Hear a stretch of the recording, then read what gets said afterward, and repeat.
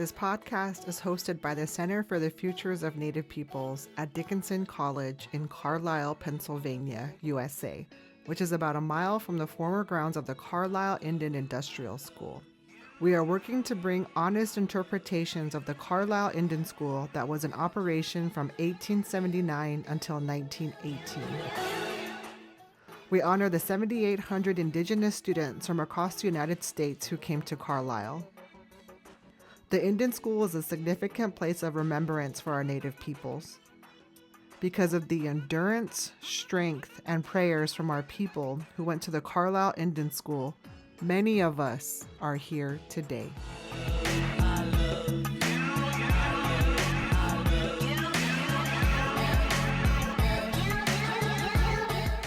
Guatsi, hi everyone. It's yours truly, Dr. Mandy Chermaya, coming here with another podcast episode entitled Preparing to Visit Carlisle. Now, this is coming from an Indigenous perspective, and of course, I welcome all listeners here. And as I'm sharing these stories, I do have in mind our Indigenous relatives who are coming to Carlisle, perhaps for the first time, or coming again for another reason. I think these 10 elements that I will give you will help prepare our relatives as they come to Carlisle. Because in my opinion, Carlisle can be a very jarring place, just given the history regarding the Carlisle Indian Industrial School, which was in operation from 1879 until 1918. It's important for you to know that I have lived in Carlisle for about 3.5 months or so. I moved here in May, and I'm recording this podcast in August, the very end of August, right before school starts. And it's important for me to share narratives and to share stories from an Indigenous perspective, especially from a person who lives here in Carlisle. Now, I contemplated before taking the job as the executive director for the Center for the Futures of Native Peoples to not live in Carlisle, but after I weighed out the pros and cons, I knew that I would find community here and it would be important to be close to that community. So that's why I chose to live in Carlisle, because there are other neighboring towns. Harrisburg is only about a 30-minute drive away, give or take. And I just thought, though, because I want that community, I need friends, I need relatives here to help support me, that I knew I wanted to live in Carlisle.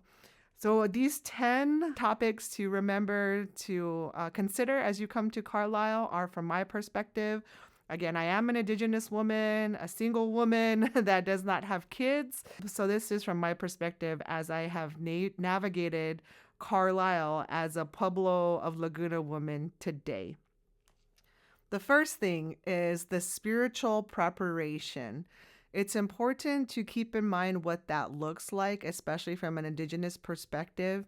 When I first came to Carlisle in 2021, I came here in June with two other colleagues, relatives, and I was experiencing the barracks for the first time. I am a descendant of the Carlisle Indian Industrial School. I have 5 relatives that I know of that came to the school.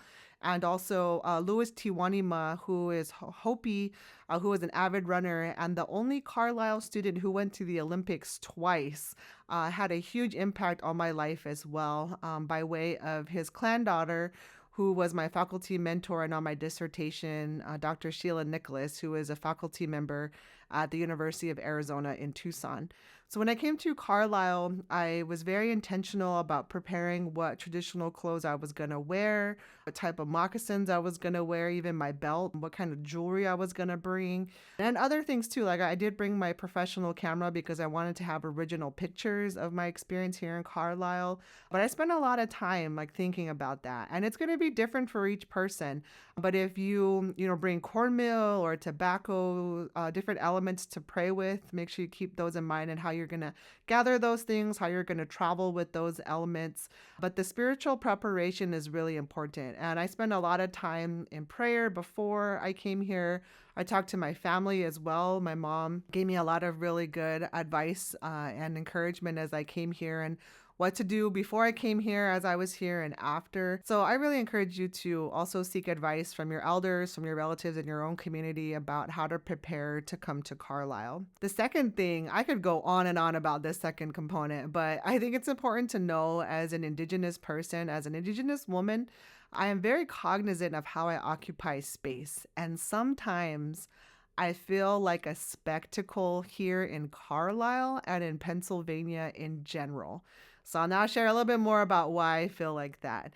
But first, I want to start off with the stories. When the superintendent, Richard Henry Pratt, would bring students on the train to Carlisle, he would often bring them at odd hours, like at midnight. And so our Indigenous relatives would come at these late hours because he would bring them at that time.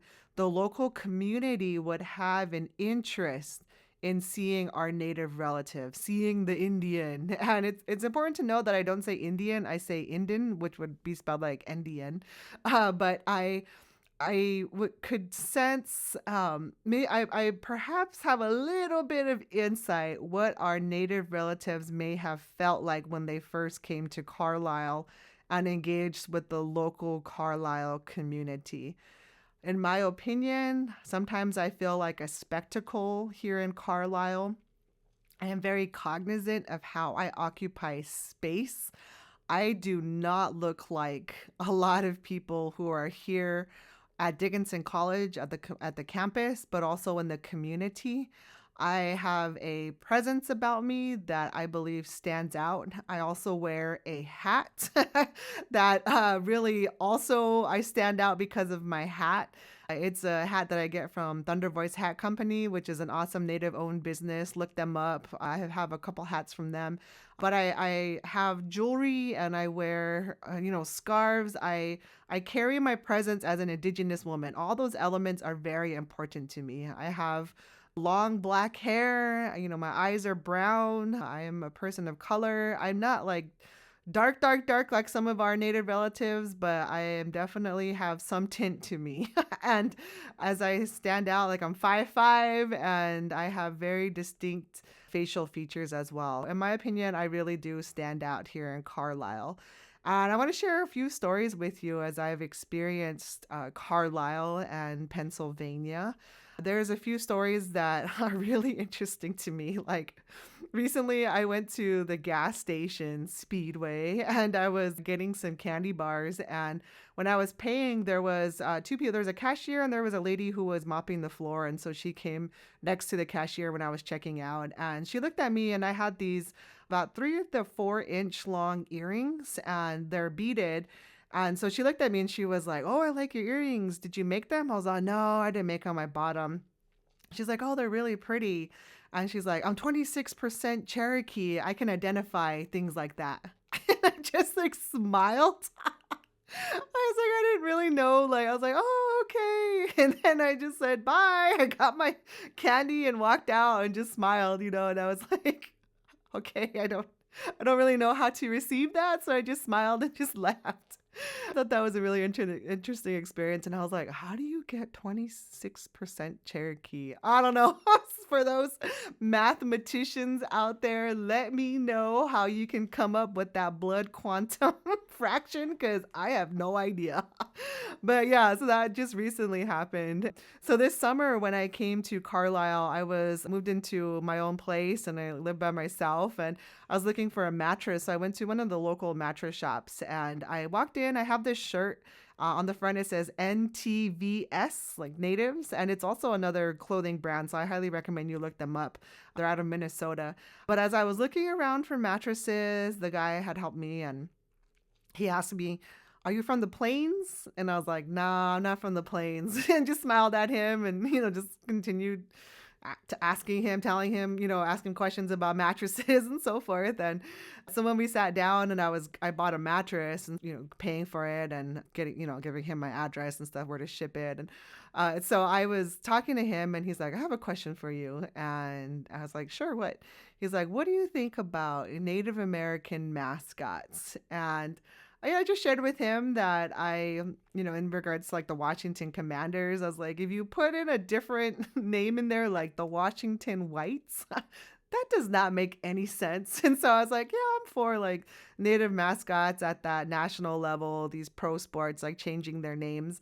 But I did also recognize too that there's a lot of high schools, middle school schools that are have names like Braves or Warriors, but that came from the community. And I'm okay with that. Like, I think there's a lot of our Native people that are very proud of their mascots that came and emerged from the community. I think that's appropriate and should be celebrated. And so I had shared that perspective with him. And he gave me the different recommendations about books. And so that was like my conversation when I was buying a mattress.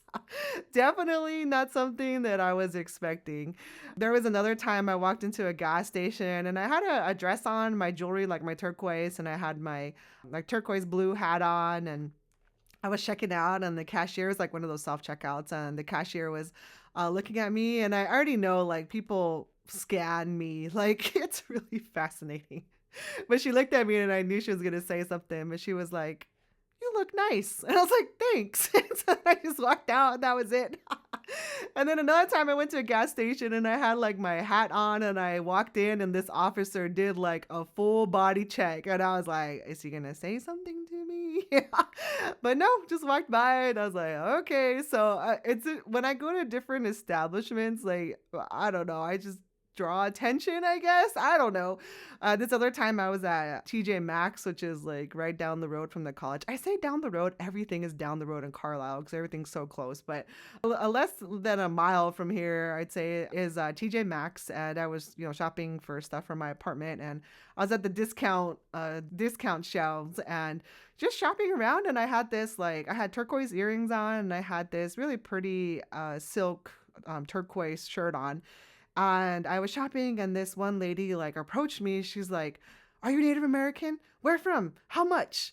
And I kid you not, she said that like all back-to-back questions. And I was like, yeah, all of the above. And then I smiled because I didn't know what else to do. I was like, yeah, and I shared where I'm from and like why I'm here. And then she shared more about her connection to Carlisle and that she passes by the cemetery of, where our Indian relatives are buried. And so it was this really interesting conversation.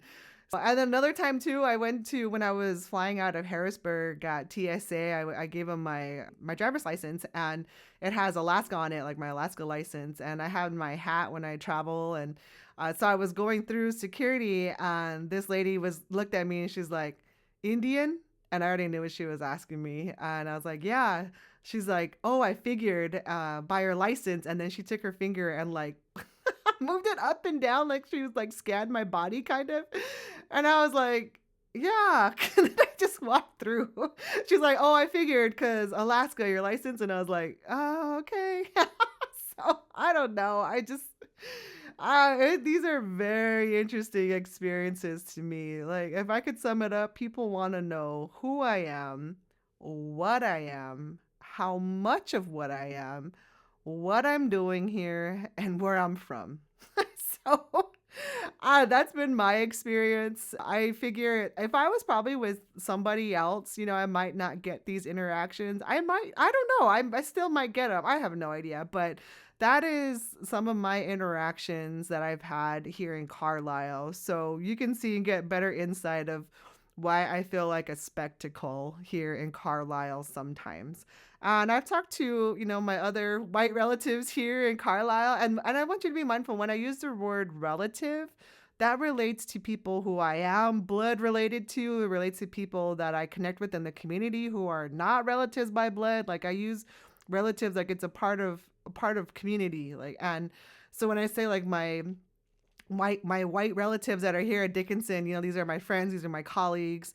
And so I share these stories with them, and some of them, they just look at me and they're like, "I'm so sorry you experienced that." And it just like helps me. I don't know. It's just I enjoy that they empathize with me, that they can, in some capacity understand and want to listen to me as I share these stories that are sometimes jarring, these experiences that are sometimes jarring because, I'm just a citizen roaming around shopping like everybody else, like enjoying life, and I get these really, really interesting interactions. So I could go on and on and on about feeling like being a spectacle in Carlisle as an Indigenous person, but I'm actually going to present on October 14th here on our campus about what it means for me to live here as an Indigenous person and essentially feeling like a spectacle sometimes being here in Carlisle. As we continue here on our list, number three, even though I feel like a spectacle, I think another important element to remind myself and to remind all of you and to share with you is that number three, that people are really nice here. As I've gone about in the different, just shopping or here on campus, at the archives like Cumberland Historical Society, different places here in Carlisle, people are genuinely nice. And I really appreciate that. I really feel that small town love and vibe. And I am really thankful for people to welcome me here, to greet me when I go into stores, especially here on campus at Dickinson College. People have been so gracious and so welcoming to me, where different faculty and staff have invited me over for dinner and just helping me to navigate Carlisle. I really, really appreciate that. And if you are listening, if you're one of those relatives that invited me over this summer, thank you. It has meant a lot to help me transition to living here in Carlisle, which is a very, very hard place to live sometimes, just given the history of our Indian people coming here and my relatives coming here. Some other elements to be mindful of here on the list. Number four, in my opinion, I believe that being here in Carlisle and just coming to Pennsylvania in general is a vortex. That is just my opinion, because I often fly out of MDT, which is the Harrisburg International Airport in Harrisburg. It's actually right outside of Harrisburg. Those airplanes, I swear, sometimes have mechanical issues, have other random issues. I have had so many delays coming in and out of Harrisburg trying to get here. So many storms, so much weather induced like delays, some mechanical delays. I don't know what it is, but I know I'm not the only one that experiences this. But if you are flying to Harrisburg, which is the nearest major airport to Carlisle, I recommend looking at the weather, expect delays. I fly a lot of American Airlines flying out of there, and I have so many delays. Just kind of keep that in mind. I say again, it's a vortex. There's been some interesting things that have happened here to me. Like one time I was pumping gas at the local gas station here in Carlisle, and I pumped gas like thousands of times in my lifetime. And for whatever reason, I don't know what I did, but I had pulled out the pump from the gas tank, and I still pressed the handle, and I spilled gas all over my pants. I could not believe it. I was like, what the heck is going on? But that could be our user error, or it could be the vortex. So I don't know.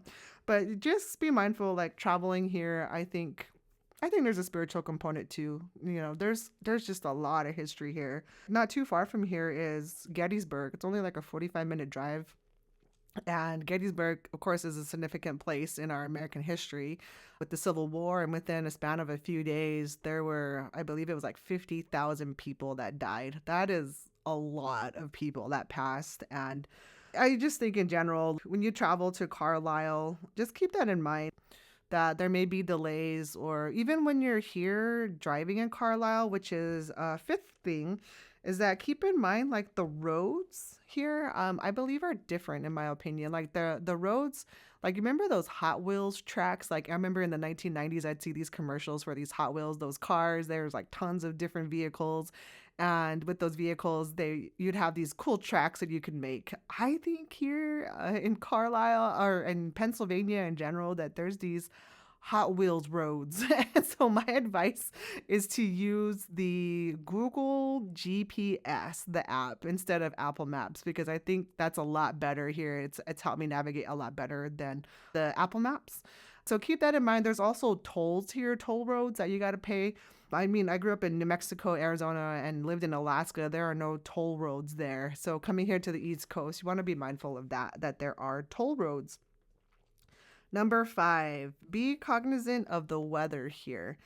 I have lived in, the Southwest for the majority of my life, southwest of Arizona and New Mexico, and I'm used to the dry heat. I will take the dry heat any day.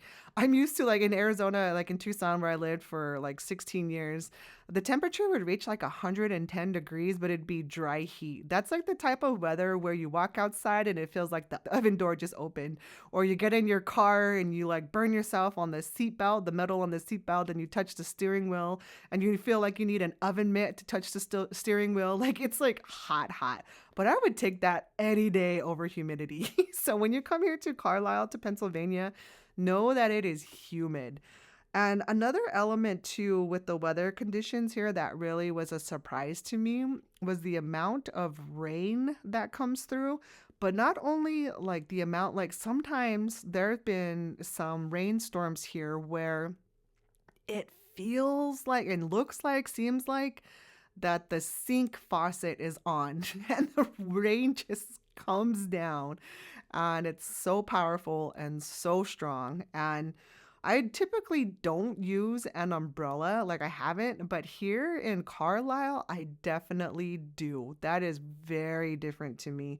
Coming to Carlisle, look at the weather, see, if there's any rain expected. And we also have lightning here and thunderstorms, or thunder, and which is an interesting component. And I think there's a spiritual component because I heard from one of the tour guides over the Carlisle barracks that there were 3 buildings that got struck by lightning at different times and burned down. And so I think there's a spiritual element to some of the weather patterns here, but that is just my opinion. So keep that in mind. Number 6, visiting the Carlisle Barracks. So the Carlisle Barracks, this is the former grounds of the Carlisle Indian Industrial School, which is now an active Army base. So to get on the barracks, the campus, you have to do a background check. Now there's 2 ways to do this. The first one is to visit the visitor center, which is typically open Monday through Friday, 9 a.m. to 3 p.m. And you stop by, give them your driver's license, your ID, and then they'll put you into the system. If you pass, then all you got to do is go to the gate and the security person will scan the barcode and then you can go onto the campus. But that is one way to get access into the barracks. And another way is online. There is an online form. I recommend that you email us, the Center for the Futures of Native People, to get that online form because the URL is really, really long. So send us an email at cfnp@dickinson.edu. So again, cfnp@dickinson.edu. So shoot us an email and we can send you the online form of getting the background clearance. The way that works is that you fill out a form, provide your information, and then you'll get a text message notifying you if and when you have access and your background clearance has cleared to go onto the base. And so an interesting component, there was someone who was visiting here and she was in the process of getting her real ID. So she was trying to do it online and she got denied because of technical errors and she tried it twice. And so, but it was in this weird stage where, when you get your real ID that you have like a paper, like a temporary paper. So I'm looking forward to seeing if she gets the clearance again as she comes back and visits. So yeah, visiting, making sure you get that clearance is so important. But when you go into the barracks, though, it's also important to be mindful that the cemetery where a lot of our Indian relatives are buried is right there at the entrance of the main entrance of where you enter the barracks. And this happened after 9/11, happened in 2001. There was a different entrance prior to 9/11 where it was on the other side of the campus. And when that was the original entrance, the cemetery was at the back of the Army base.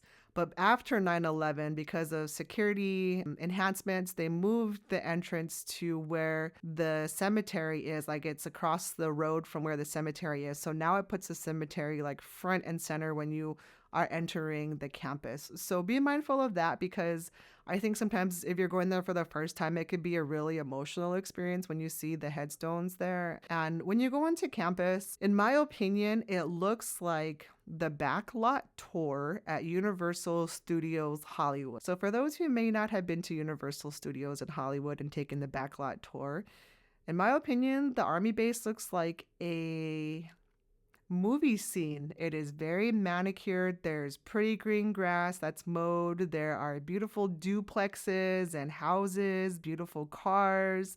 There's people out and about moving, and it's very serene, in my opinion. And I've also heard that the Carlisle Barracks is one of the nicest army bases in the country, and I can see why, because the grounds are really well kept and is very, very pretty. So keep that in mind. It is an active army base. Even though the Carlisle Indian School was there from 1879 to 1918, there have been many other students that have come through the grounds, the army base grounds, and it's important to know that it is an active Army base, and it is the home of the Army War College. Keep that in mind. And there are also some resources that there is a walking tour book by Kate Timer. It's available through the Cumberland Historical Society. So the walking tour, that booklet is really helpful because it gives you the layout of what the buildings initially look like. And it's a walking tour, very easy to navigate. And it shows you there's also a good amount of buildings that are still there. It's to see the original buildings is a very powerful experience because I think about my relatives who also saw those buildings and were part of that building, I'm sure, whatever, if it's the administration building or, the gym. There's a lot of buildings there that are still intact that were there when our Indian relatives went there. It can be an emotional experience. So that's why preparing spiritually for Carlisle, I think, is really, really important. Number 6, another element to keep in mind is I highly recommend that you visit the Carlisle Indian School Digital Resource Center, and it's online. It's hosted through Dickinson College. My colleague Jim Gerenser and his partner, his wife Kate Timer, they have dedicated decades of time and effort to build a very, I'd say, robust scanned collection online of records.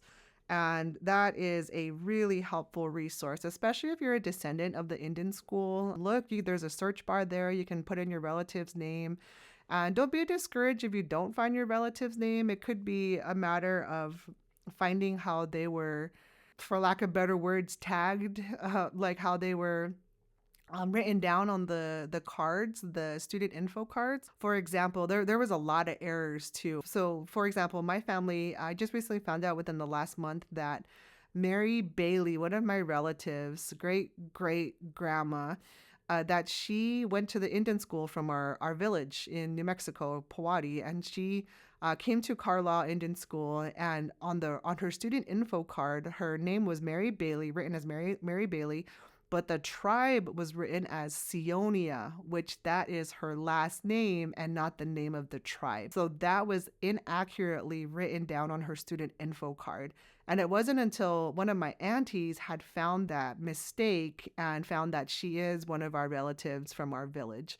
So that's an example, like a recent example. So it will take some time to research and to find. And out of the 5 relatives that I know came to Carlisle, I can only find 4 of the student info cards. So one of them, I'm trying to figure out like what happened. Maybe it's a incorrect name that was written down. So yeah, so that's just an example from my own family.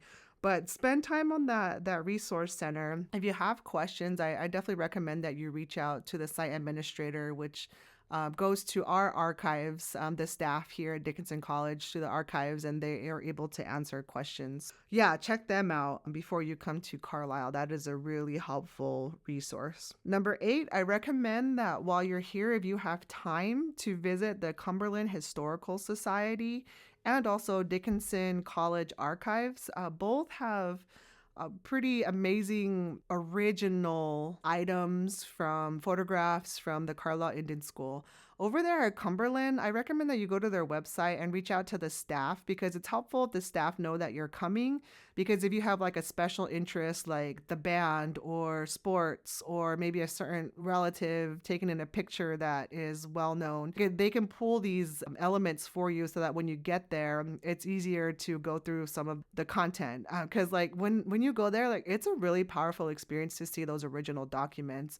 And I've gone a few times now, and there's this box that I've gone through, like John Choate. So he's one of the famous photographers that took a lot of the before and after photography and a lot of other really compelling photographs. If you want to look him up, his last name's spelled Choate, and his first name is John. Look at those photographs, even at the Carlisle Indian School Digital Resource Center, his photographs will pop up. But when I went to Cumberland, I also saw Richard Henry Pratt's uniform. That was a really interesting experience too. But I also saw other elements like Tiwanima, the runner I mentioned before, the Hopi runner. I saw photographs of him and newspaper clippings. I've been seeing original sketches too, that some of the artwork that the students did. So it's important to reach out to them to, if you, again, have like special interest, like in looking maybe at student yearbooks or looking at, I don't know, certain photographs from a certain photographer like Choate. Like it's important to, you can talk with them and they know a lot about the archive stuff that they have. And that is true here at Dickinson College as well. Like, look at the archives. If you're local, I highly recommend that you come by our archives and connect with the team there and see what photographs and other elements are there from the Carlisle Indian School. I've done that a few times, and my colleague Jim is phenomenal and just a whiz at the information. Like, every time I hang out with him and his wife Kate, like, I always have a notebook because I learned so much from them. But I recommend, again, if you have time when you come to Carlisle, to check out Cumberland Historical Society or check out the archives here at Dickinson College. Number 9, it's important to note that there are a lot of cemeteries here, and it's not that like there's not cemeteries all across the country. I don't know, to me they're just different. And when I say different, the headstones seem very big and lavished at some of the cemeteries here.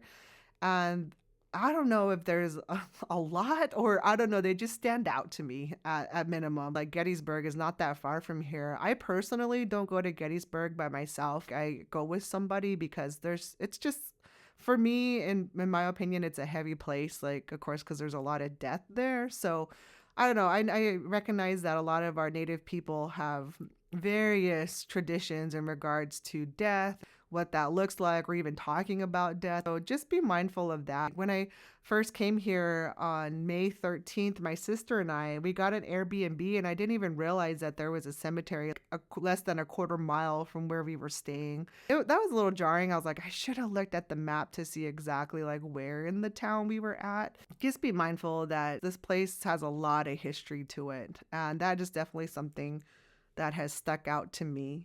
As you are here in Carlisle, know that it's okay if at nighttime you want to sleep with the lights on. That's something that I have done many times as I was here in Carlisle and trying to get used to this place, like living here. Even when my sister was here, like, we had a 2-bedroom Airbnb, and I told her, I was like, you can sleep with me in the master bedroom. And so that's what she did. And we slept with the light on, and then as we stayed here longer, she's like, okay, we can turn off the lights now. It's like, okay, like when we went to sleep. That is very normal. Like, don't think anything of it. Again, Carlisle is a significant place of remembrance for Indigenous people. And so do what you need to do to feel comfortable, especially at night, especially as you navigate this place and experience the different elements here. Number 10, the last thing I recommend that you prepare for or just be mindful of is thinking about the town of Carlisle. Sometimes there's a lot of car shows that happen here. There's a lot of traffic here as well. It's a small town of only like 22,000 people, but there are big like semi trucks that always cruise through here. And the car shows, I didn't even know that happened here. Recently there was like a Corvette car show, and I slept through the parade. The parade is like, parades are one of my favorite pastimes. Like, I love going to parades, like New Mexico State Fair parade. I love it. And I was so sad that I slept through the Corvette parade. I was so tired. But yeah, so here in Carlisle, there's a lot of stop signs too. That was also really interesting to me. There are 2 major streets.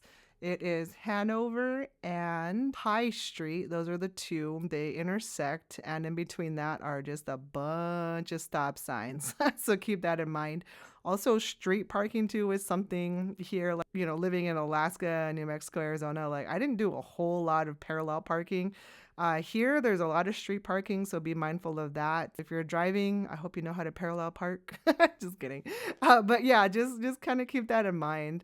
But overall, those are my 10 things to keep in mind as you come here to Carlisle. I think overall, remember that you need to take care of yourself in whatever way that looks like. And around here in Carlisle, there are also walking paths and trails, and I haven't myself experienced that yet. Like, I spend a lot of time walking around. I spend most of my time actually walking around. There's a golf course that's right across from the Carlisle Barracks Army Base, and it's about a 2 mile loop, and you can make it a little bit longer to make it like 2.5, 3 miles. But I typically walk that loop. I really enjoy that. And I put on an audio book. Like recently, I've been listening to a book about Jim Thorpe. I'll share more about that in another podcast episode. I do that walk around that 2 mile loop. And, when you're here, take care of yourself, whether that's physical activity or praying or listening to music, connecting with our campus, our community. Definitely want you to connect with our center, the Center for the Futures of Native Peoples. We are here for you as a resource, and living here in Carlisle, I have a lot of insight I feel like that I could help share that could make the experience just go a little bit more smoother. Keep all these things in mind, and we would love to connect with you, connect with our center. Again, cfnp@dickinson.edu. I hope this helps. Again, this is from my perspective, and I don't speak for all of Native America, but I figured I'd share some of these tips with you, some of these stories with you as our relatives, as you come to Carlisle. Till next time, I look forward to connecting with you. Thank you so much for listening, and I will talk to y'all later. Have a good day.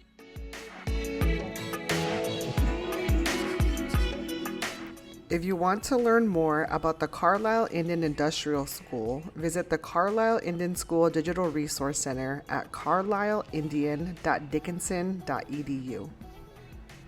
Much love to our relative Frank Wallen, who is Lakota from the Rosebud Reservation in South Dakota. This episode features his song, You Came True, from his Born Ready album. Frank is an award-winning multi-genre music artist, educator, and public speaker. Learn more about him at frankwallen.com, and you spell his last name W-A-L-N. Follow him on X, Instagram, Facebook, and YouTube, and listen to his music on your favorite streaming service. Learn more about the Center for the Futures of Native Peoples at dickinson.edu/CFNP. Follow us on TikTok, Facebook, Instagram, YouTube, and X at CFNP Dickinson. Authenticity is important. You can also learn more about me at amandachermiah.com, and you spell my last name CHEROMIAH. You can also connect with me at drchermiah on TikTok, Instagram, X, and LinkedIn, or email me at CHEROMIA@dickinson.edu. I honor my 5 relatives that I know of so far who came to the Carlisle Indian School. Because of them, I am here. And in the words of Chief Philip Whiteman Jr. from Northern Cheyenne and a descendant of the Carlisle Indian Industrial School, he says, I love you and there is nothing you can do about it. Hashtame Gume Dawai, thank you so much for listening, relatives. Until next time.